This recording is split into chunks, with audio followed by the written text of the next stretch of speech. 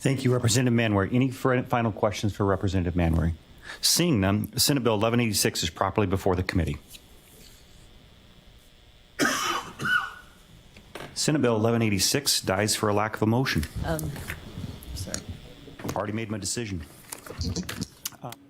Already made his decision. That's pretty much how the 2023 legislative regular session ended back in March, and why we could see that extra session in October.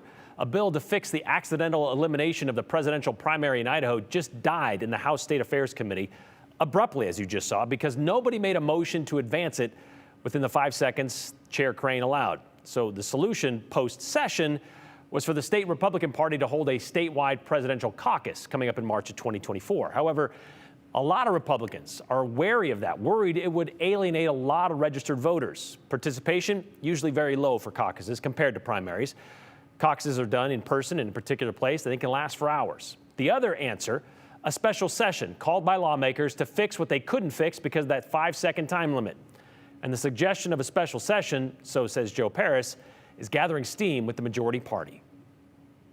Since the end of the Idaho legislative session in April, there's been a continued question. Will lawmakers return before the end of the year to take on a glitch in election law?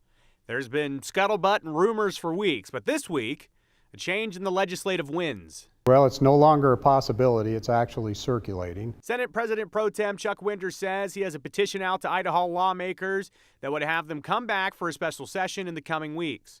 The goal, fix a glitch in Idaho law so the presidential primary election can happen in May. It's actually a specific piece of legislation. That legislation can be amended once we're in session, but it outlines the process for the presidential primary, how it would be carried out. To be clear, it fixes the glitch that would allow for a primary format. Still, the Idaho GOP can do what they please. It still allows the party to have a caucus. It's drafted in such a way that says by October 1st they have to notify the Secretary of State they're going to have a caucus.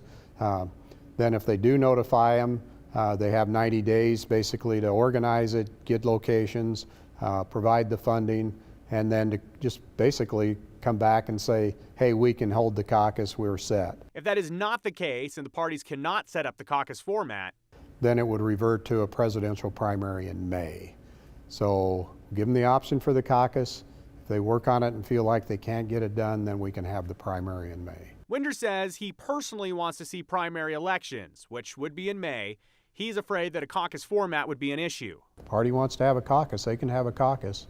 But we learned some really severe lessons back in 2012 when the same party who now is concerned about election integrity allowed pennies to be used to vote and you drop them in a bucket. There were a lot more pennies at the end of the caucus than there were at the beginning. Still, the Idaho GOP controls their own destiny. If they are firm on a caucus in March, that is their prerogative. We've given them a lot of options. We're just trying to deal with this in a timely manner and provide some leadership on it. Feel like it's a lot better to have a primary in May, but we still give the option to the party. If you want to have a caucus, you can have a caucus. And as a matter of record, there is a second petition also going around right now. That's from the Idaho House side. It is slightly different, more open-ended than the specific idea that Winder has.